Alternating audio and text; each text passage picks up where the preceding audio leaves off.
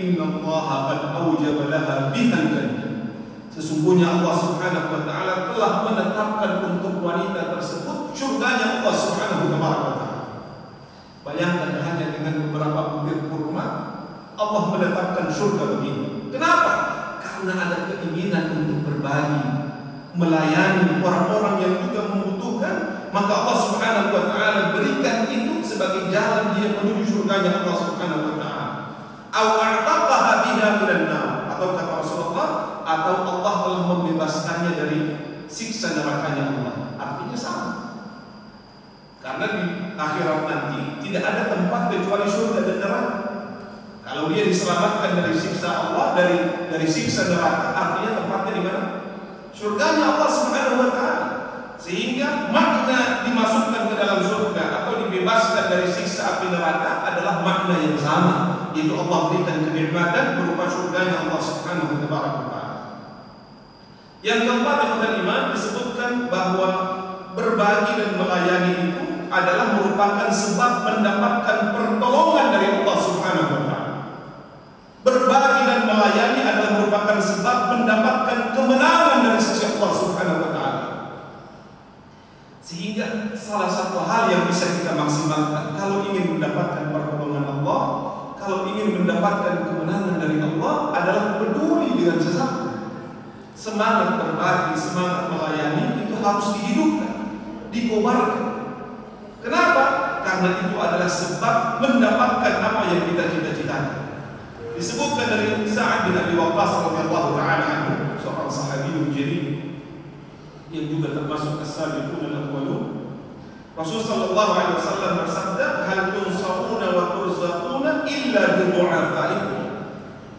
Kata Rasulullah, kalian hanya akan diberikan pertolongan, kalian hanya akan diberikan pertolongan, diberikan kemenangan dan diberikan rezeki dengan sebab orang-orang yang lemah di antara kalian.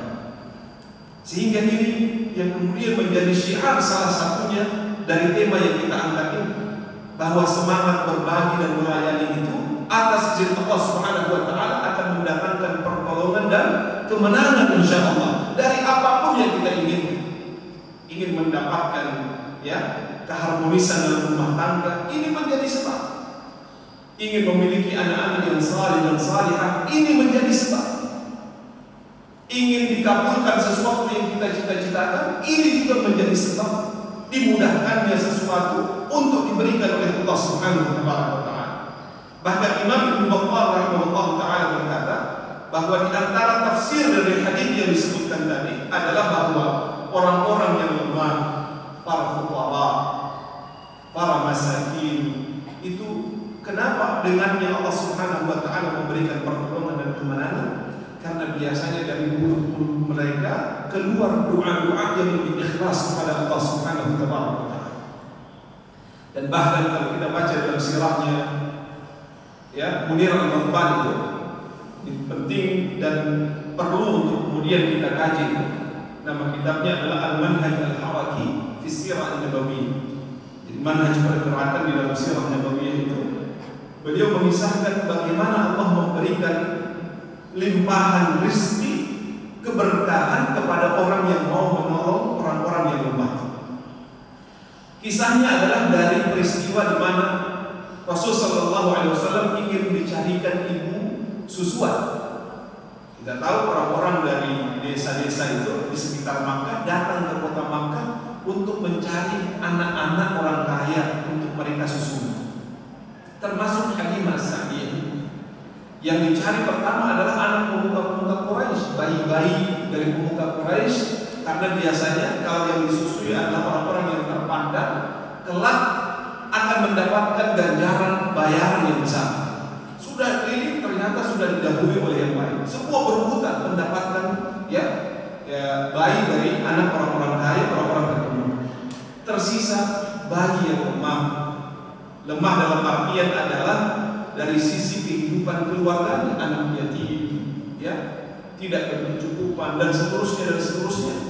Tapi kemudian diambil oleh Halimah Sa'diyah, menolong, berbagi, melayani orang yang membutuhkan. Maka apa yang Allah Subhanahu wa taala berikan ketika kembali maka Allah limpahkan keberkahan, Allah berikan pertolongan, Allah berikan rezeki yang luar biasa, sehingga kata beliau rahimahullah taala, ini akan menjadi satu hal yang terus-menerus akan Allah berikan kepada siapapun yang berbagi dan melayani kepada orang-orang yang membutuhkan. Dalam hadis yang lain disebut dari kata Imam dari Anas bin Malik radhiyallahu taala anhu, beliau mengatakan la'allaka turzaqu bih. Ketika Anas bin Malik mengadu kepada Rasulullah sallallahu alaihi wasallam tentang seseorang yang tidak bekerja namun membutuhkan pertolongan. Dia tidak bekerja bukan pemalas. Disebutkan oleh Anas bin Malik, dia tidak bekerja lantaran dia ingin mencari. Dalam beberapa riwayat disebutkan siapa orang ini. Disebutkan ada yang mengatakan adalah Abu Hurairah radhiyallahu taala. Abu Hurairah ketika masuk dalam agama Islam, beliau mendedikasikan seluruh hidupnya itu untuk belajar kepada Rasulullah SAW. Sampai-sampai beliau tidak memiliki waktu untuk mencari nafkah. Dari mana beliau mendapatkan nafkah itu? Dari pemberian orang-orang yang kemudian ingin berbagi kepada beliau. Maka ditanyakan tentang status dari orang yang mencari ilmu dan dia tidak memiliki apa-apa, bahkan membutuhkan bantuan. Maka kata Rasulullah SAW, la'allaka turzaqu bihi, bisa jadi dengan engkau melayaninya, memberikan sesuatu kepadanya, Allah Subhanahu wa taala akan limpahkan rezeki kepada diri. Selanjutnya kata Imam, di antara keutamaan dari berbagi dan melayani, kata para ulama, adalah bahwa berbagi dan melayani itu akan memelihara jiwa dari kekikiran, dari sifat pelit, dari sifat yang tidak ingin memberi. Memberi itu akan menjadikan seseorang memiliki hati yang lapang, hati yang kaya. Karena berbagi dan melayani itu tidak harus menunggu kita kaya raya, kata Imam. Tapi kapanpun kita bisa melakukan. Bahkan dengan memberi dan melayani itu akan menjadikan hati kita kaya. Rasulullah SAW menjelaskan orang kaya itu bukan yang memiliki banyak yang haram atau barang yang banyak, harta yang banyak, lah. Tetapi orang yang kaya, kata Rasulullah SAW, adalah ghinan nafs, orang yang memiliki kekayaan jiwa, kekayaan hati. Walaupun hartanya sedikit, tapi karena jiwanya kaya, hatinya kaya, dia senang gemar untuk berbagi kepada sesama. Maka sifat ini, berbagi dan melayani, akan menumbuh kembangkan satu kekayaan jiwa dan kekayaan hati, dan menepiskan sifat-sifat kikir dari dalam hati seseorang. Allah Subhanahu wa taala berfirman, "Wa may yuqa syuhha nafsihi fa ulaika humul muflihun." Dan barang siapa yang menjaga dirinya, barang siapa yang menjaga dirinya dari apa? Dari sifat kikir dan pelit, maka mereka itulah orang-orang yang diberikan pertolongan. Mereka adalah orang-orang yang beruntung menurut Allah Subhanahu wa taala. Selanjutnya pada Imam disebutkan bahwa orang-orang yang berbagi dan melayani karena mengharapkan keridhaan Allah Subhanahu wa taala kelak akan mendapatkan kesuksesan di dunia maupun di akhirat Allah Subhanahu wa taala. Bahkan kelak juga akan mendapatkan pujian dari Allah Subhanahu wa taala. Allah berfirman dalam surah Al-Baqarah itu ayat 274, A'udzu billahi minasyaitonir rajim, alladzina yunfiquna amwalahum bil-laili wan-nahari sirran wa 'alaniyah falahum ajruhum 'inda rabbihim wa la khaufun 'alaihim wa la hum yahzanun. Orang-orang, kata Allah, yang menginfakkan hartanya di malam maupun di siang hari. Pengungkapan kata malam dan siang, kata para ulama tafsir, maknanya adalah al-ihata, al-istimrar fi fi'li syai'in, kontinuitas di dalam melakukan sesuatu. Artinya dia melayani, dia memberi, dia berbagi, itu tidak hanya pada momen-momen tertentu saja. Kalau sedang perlu dia berbagi, dia melayani, keperluannya didapatkan, sudah selesai. Lah. Tapi mereka adalah, kata Allah Subhanahu wa taala, yang senantiasa berinfak, bersedekah, berbagi, melayani.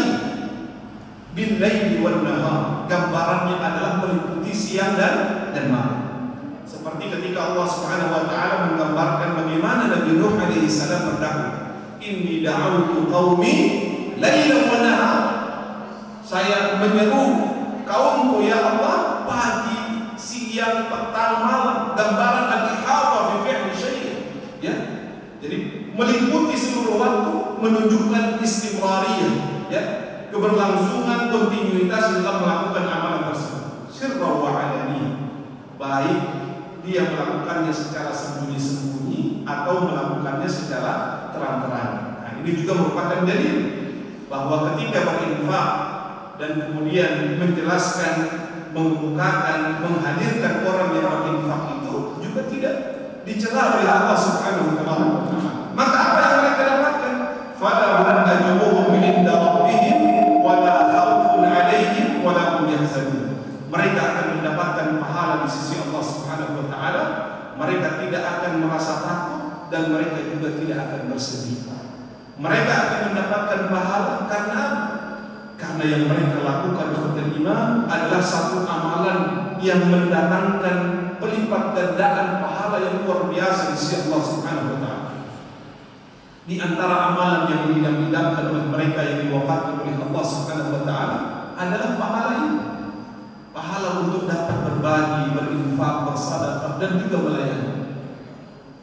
Ketika Allah Subhanahu wa taala menceritakan tentang keadaan orang-orang yang diwafatkan oleh Allah, seandainya mereka bisa untuk berbicara dan kemudian dibangkitkan, mereka mengatakan, la in akhartani ila ajalin qarib fa asaddaqa wa akum minas salihin. Tapi tidak bisa, karena itu sudah lewat. Padahal pahala tersebut adalah pahala yang mendatangkan keutamaan yang besar di sisi Allah Subhanahu wa taala. Yang kedua, pahalanya adalah la khaufun 'alaihim. Mereka tidak akan merasa takut. Tidak takut di dunia, kata para ulama, karena mereka yakin setiap apa yang mereka lakukan akan dibalas oleh Allah Subhanahu wa taala. Bagaimana mereka akan takut terhadap kehidupannya di dunia ketika Allah Subhanahu wa taala berjanji untuk membalas sampai 700 kali lipat dari apa yang mereka berikan. Walaupun tidak boleh juga kita menafsirkan ya pelipat gandaan itu secara kontan. Kita berikan 1000, maka pasti yang akan datang dikali 700.000. Para ulama tidak menyatakan demikian. Tapi bisa jadi pembalasan Allah Subhanahu wa taala dalam bentuk keberkahan-keberkahan yang lain. Allah berikan rumah tangga yang baik, istri yang salihah, suami yang salih, anak-anak yang salih dan salihah, keluarga yang harmonis. Allah berikan kesehatan. Allah berikan juga kemampuan untuk melakukan amal-amal saleh yang lain. Itu semua bentuk keberkahan yang Allah Subhanahu wa taala hadirkan. Sehingga orang-orang yang berinfak, gemar untuk memberi, melayani, bersedekah, dia tidak akan takut jatuh miskin dari apa yang telah dia berikan. Kenapa? Karena dia yakin yang maha memberikan ganjaran itu adalah Allah. Yang maha menjamin kehidupannya di dunia sampai di akhirat itu adalah Allah Subhanahu wa taala. Begitu juga kelak di akhirat. Dia tidak akan pernah merasa takut. Karena apa? Karena Allah Subhanahu wa taala memberikan naungan kepadanya. Allah memberikan jaminan surga kepada orang-orang yang senantiasa berinfak. Wala hum yahzanun, dan mereka juga tidak akan